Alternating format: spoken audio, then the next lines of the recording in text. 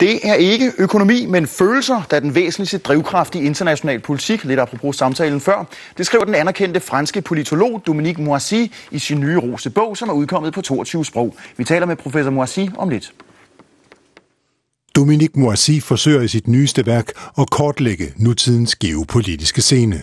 Moisis pointe er, at geopolitik handler om følelser, der former vores opfattelse både af os selv og af andre. For at illustrere det, tager han i sin bog afsæt i 4 markante begivenheder fra 2008. Det er valget af Barack Obama som USA's præsident, terroranslaget i den indiske by Mumbai, OL i Beijing og så krigen mellem Rusland og Georgien. Fælles for de begivenheder er, at de var drevet af følelser, mener Dominique Moisi. Hans påstand i bogen er, at de forskellige dele af verden er kendetegnet ved hver sin følelse. For Asien, og specielt for befolkningerne i de økonomiske lokomotiver, Kina og Indien, er det håb. For Mellemøsten er den overvejende følelse ydmygelse. Ikke mindst efter oprettelsen af den jødiske stat Israel. Og her i Europa er den overordnede følelse frygt. Frygt for terror, for indvandring og for økonomisk kollaps.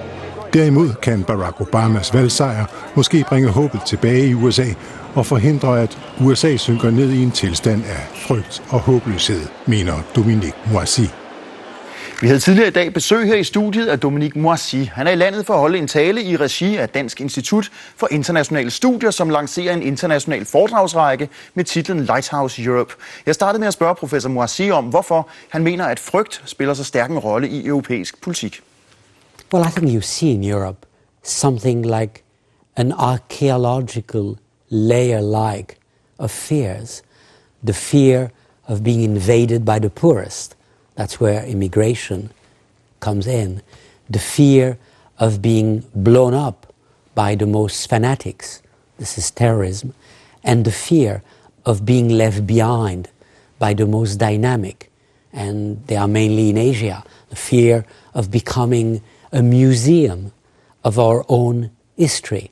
In fact, what summarizes all these fears is the feeling that we are losing control about our destiny, about our future, that we are no longer, so to speak, masters of our destiny. We used to be the center of the world.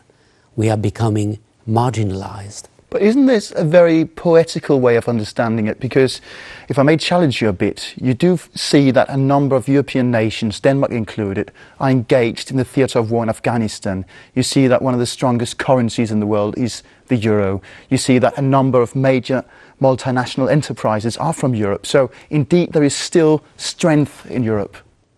There is strength, but there is a feeling of comparative decline.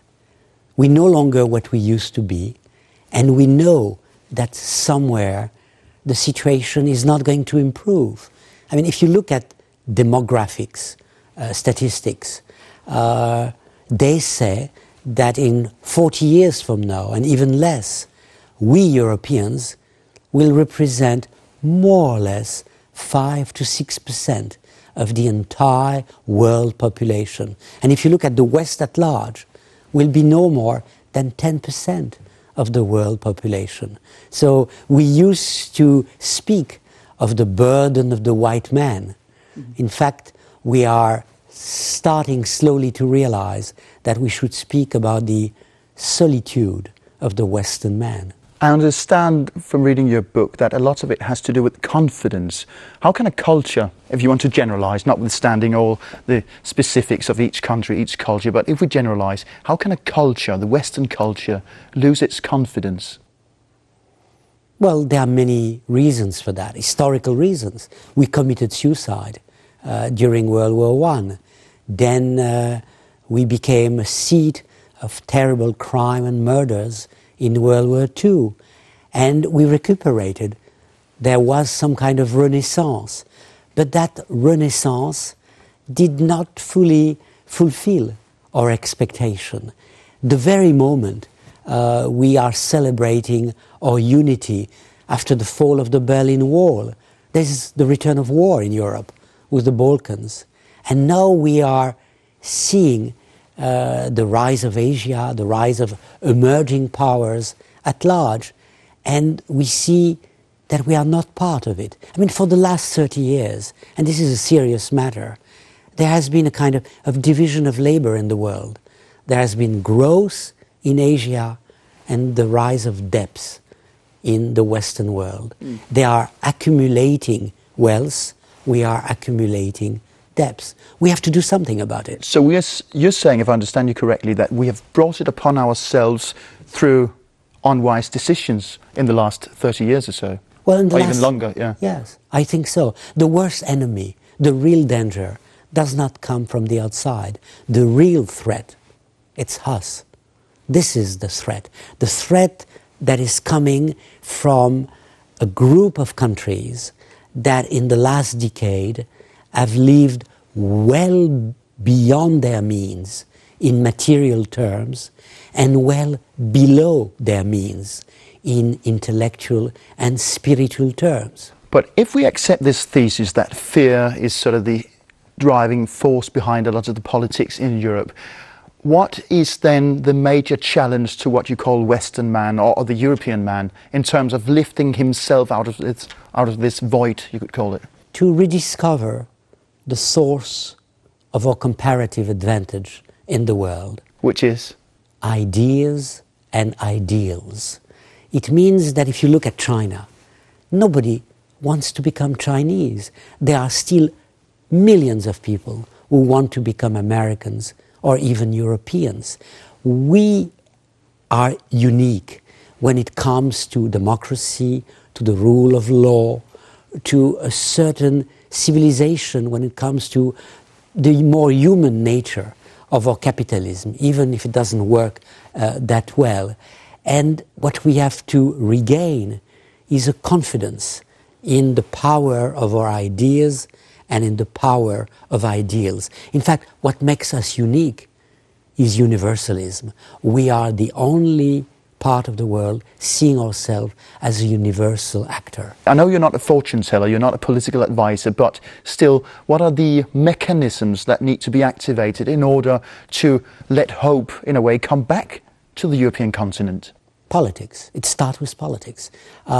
In fact, politicians have to inspire, not to instill fear, have to be pedagogical, not to be demagogical, not to play on the populism of their respective public opinion in order to be re-elected, but to play the pedagogue, to say the truth to their citizens. We are no longer to be the unique center of the world. History is moving on. We must respect other civilization. We must learn to live with the other as equal. But as important as that, we must respect our own ideas and ideals. The worst thing that we can do is to preach values we do not practice.